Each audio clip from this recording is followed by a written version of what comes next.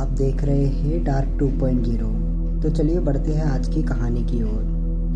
भोपाल झीलों का शहर।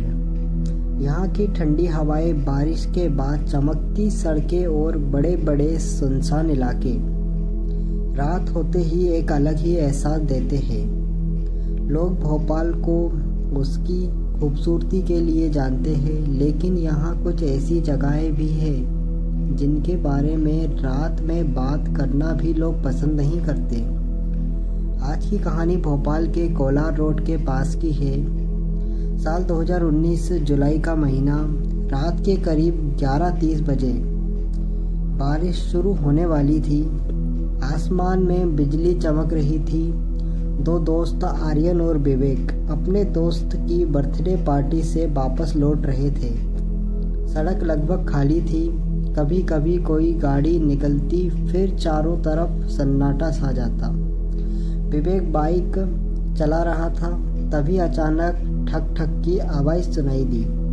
बाइक झटके खाने लगी। भाई, पेट्रोल तो है ना? आर्यन ने पूछा। हाँ यार, अभी तो डलवाया था। लेकिन अगले ही पल बाइक बंद हो गई। दोनों सड़क के किनारे उतर गए। हल्की बारिश शुरू हो चुकी थी। तभी आर्यन की नज़र सामने गई।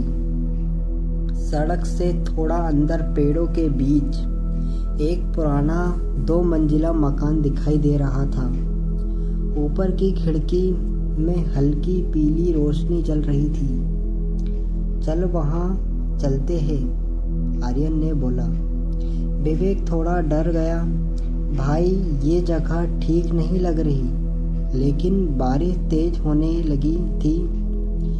दोनों धीरे धीरे उस मकान की तरफ बढ़ने लगे। जैसे जैसे वे पास पहुंच रहे थे, उन्हें अजीब सा एहसास होने लगा था। घर बहुत पुराना था।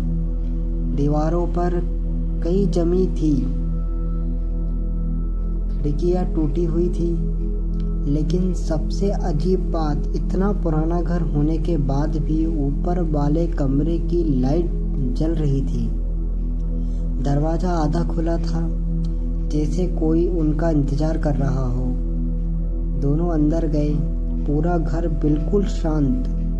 ना किसी इंसान की आवाज़, ना टीवी की, ना पंखा की।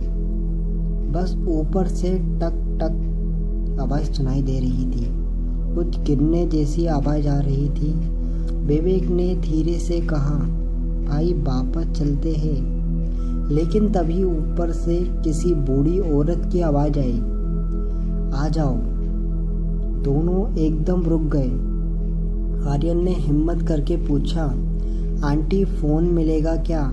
हमारी बाइक बंद हो गई है।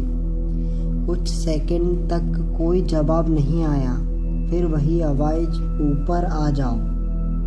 अब दोनों के शरीर में डर साफ महसूस हो रहा था। लेकिन बारिश और तेज हो चुकी थी। वे धीरे धीरे सीढ़ियाँ चढ़ने लगे। सीढ़ियाँ लकड़ी की थी। हर कदम पर ची की आवाज़ आ रही थी। अचानक विवेक को लगा जैसे उसके पीछे कोई चल रहा हो। उसने तुरंत पीछे देखा, लेकिन वहाँ कोई नहीं था। अब ऊपर सिर्फ एक कमरा बचा था, जिसकी लाइट जल रही थी। दरवाज़ा थोड़ा खुला था। आर्यन ने कांपते हाथों से दरवाज़ा खोला। कमरे के अंदर एक पुरानी लकड़ी की कुर्सी थी और उस पर एक बूढ़ी औरत बैठी थी। उसके लंबे सफ़ेद बाल नीचे लटक रहे थे। वो दीवार के तरफ मुंह करके बैठी थी। कमरे में बहुत ठंड थी, इतनी कि दोनों की सांसों से धुआं निकल रहा था। फिर अचानक वो औरत धीरे धीरे बोलने लगी, इतनी रात को यहाँ कौन आता है? उसकी आवाज़ इंसान जैसी नहीं लग रही थी। आर्यन ने डरते हुए कहा, आंटी, बस फ़ोन चाहिए था। और तभी वो औरत धीरे धीरे उनकी तरफ मुड़ी। दोनों की सांसें रुक गई, क्योंकि उसका चेहरा था ही नहीं। जहां आंखें, नाक और मुंह होना चाहिए था, वहां सिर्फ काला अंधेरा था, पूरा खाली। तभी नीचे से अचानक बाइक अपने आप स्टार्ट होने की आवाज आई। दोनों जोर से चिल्लाए और भागने लगे। पीछे से उस औरत की आवाज गूंज रही थी, रुको। सीढ़ियां उतरते समय ऐसा लग रहा था जैसे कोई उनके पीछे दौड़ रहा हो। दोनों नीचे पहुंचे। दरवाजा अपने आप जोर से बंद हो गया। उन्होंने पीछे मुड़कर भी नहीं देखा, सीधे बाइक उठाई और वहां से भाग गए। उस रात के बाद दोनों कई दिनों तक बीमार रहे। लेकिन कहानी यहाँ खत्म नहीं होती।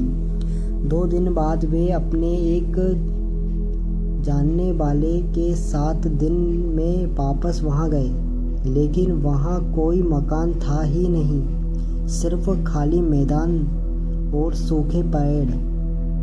आज भी कोलार रोड के उस इलाके से गुजरने वाले कुछ लोग कहते हैं बारिश वाली रातों में पेड़ों के बीच एक पीली रोशनी दिखाई देती है और कभी कभी ऊपर से किसी बूढ़ी औरत की आवाज आती है। अगर आप ऐसी और डरावनी कहानियाँ सुनना चाहते हैं तो सब्सक्राइब कीजिए डार्क 2.0 को।